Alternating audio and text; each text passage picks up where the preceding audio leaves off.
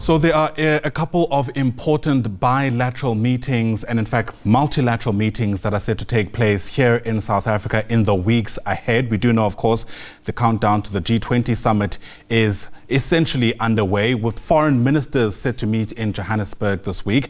But there's also been several other meetings taking place between the South African government and the European Union. Let's make sense of all of this now. Bring in SABC News International Editor Sophie Mokoena, who joins us now via our telephone line. And Sophie, perhaps we can begin with the discussions South Africa has had with the European Union. We do know, of course, the bloc has been an important strategic partner when it comes to trade. But the International Relations Minister, that's Ronald Lamola, also speaking about global governance institutions and the need to strengthen them in our turbulent times. Yes, you are correct, Ayanda. You have this meeting that is currently underway in Cape Town, where the Minister of the EU on Foreign Affairs and Security is meeting International Relations Minister Ronald Lamola. This meeting is quite important, Ayanda, because as you can see that the US is taking a hostile posture in relation to South Africa that might lead to perhaps a reduction of trade volumes between the two countries. As you can see that there are people who are lobbying that the South Africa as a country be excluded from AGOA, even though it's just 4 members of the Congress who wrote a letter to President Trump. But the hostile posture of the United States of America is putting South Africa in a very difficult position. And therefore, South Africa will have to look for alternative markets and increase trade volumes with other countries or with other groups. We know that at some point in time, the European Union was our second largest trading partner, America being number one.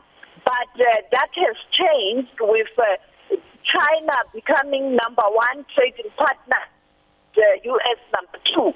And therefore, South Africa will have to revisit its relationship with the European Union. And we know that there's going to be a summit in a few weeks' time between South Africa and the European Union. You're talking about many countries from Europe. And therefore, this is quite important.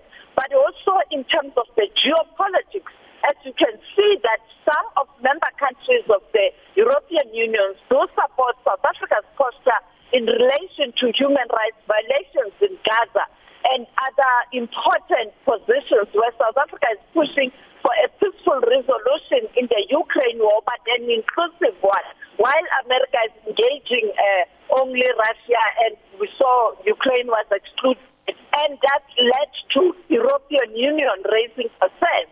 And therefore, these are the issues that South Africa will discuss with the European Union, and quite a critical matter at this juncture.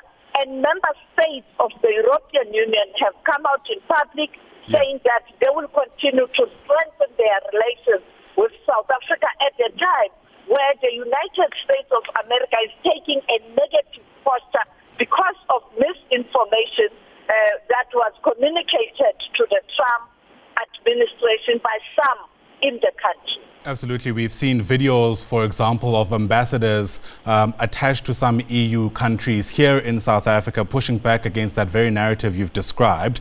But what's also important when it comes to South Africa's multilateral standing is this foreign ministers meeting under the G20 expected this week. We heard already Marco Rubio saying that he won't be in attendance, but the White House has now confirmed that a lower ranking official will be there. Yes, you are correct. I think what is important to note is that all other G20 member countries, including the EU and the AU representatives, will be here. Some of them arriving today, some tomorrow morning, joining that meeting that will be addressed by the president tomorrow. And America, now we are told, it's not completely staying away or boycotting or ignoring this meeting, because they know they have a lot to lose.